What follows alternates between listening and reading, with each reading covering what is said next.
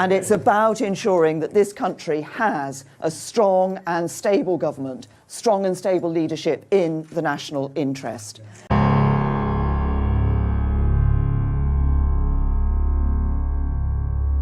I'm not going to be calling a snap election. I've been very clear that I think we need that period of time, that stability, to be able to deal with the issues that the country is facing and have that election in 2020.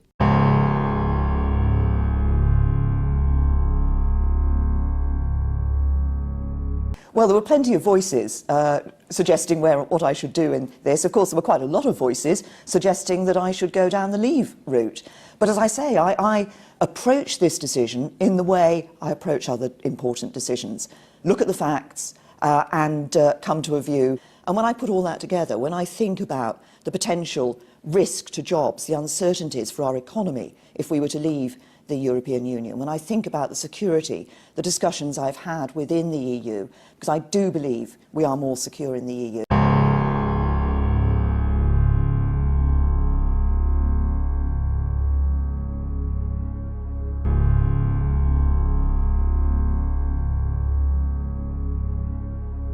We will bring forward further proposals, but we will not bring forward increases to NICs later in this Parliament.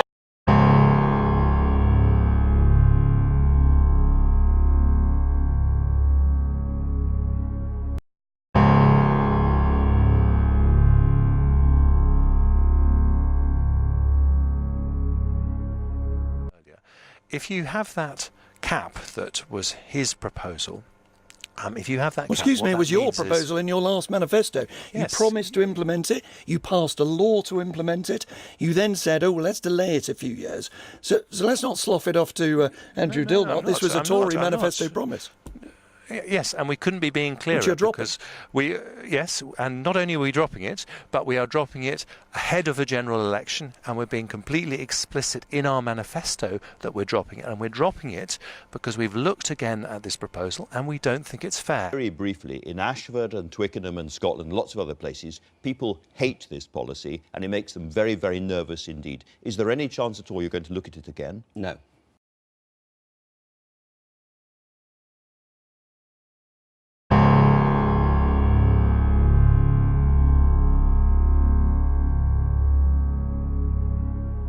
Prime Minister Emily Morgan, ITV News, you say that you are prepared to take the difficult decisions, but you have just buckled under pressure over your social care plans. Isn't this U-turn really just a cynical attempt to stop voters leaving you in droves? Look, first of all, let's be clear. We have not changed the principles that we set out in the manifesto.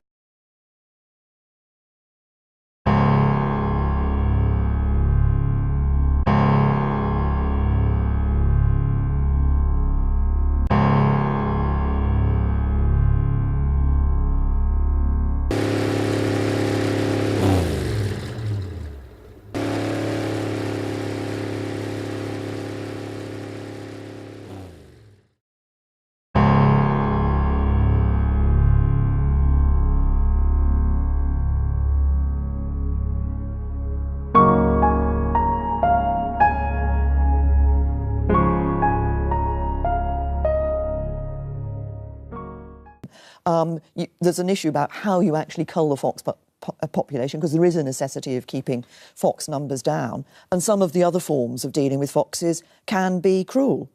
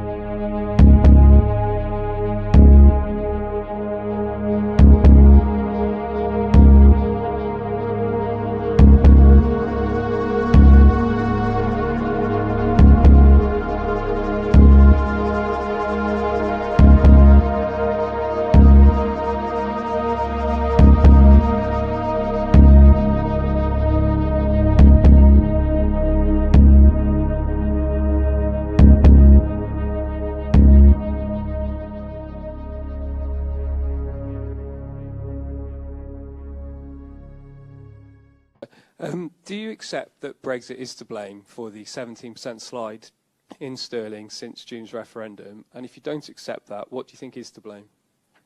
Well, if you look at actually what happened to sterling, sterling had started to fall back before the referendum vote came through. So there have been adjustments to sterling. Actually, if you look, it isn't just that sterling's gone down. We've seen sterling move around as currencies do.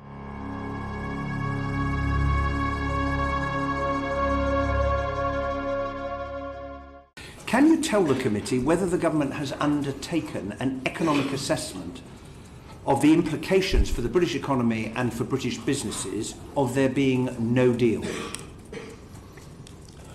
Well, it made an estimate during the Leave campaign, or the sort of Leave, the referendum, but I think one of the issues that's arisen is that those forecasts don't appear to have exactly been very robust since then. Right, my question Not is... since then. Not, the answer is, if you mean under my time, no.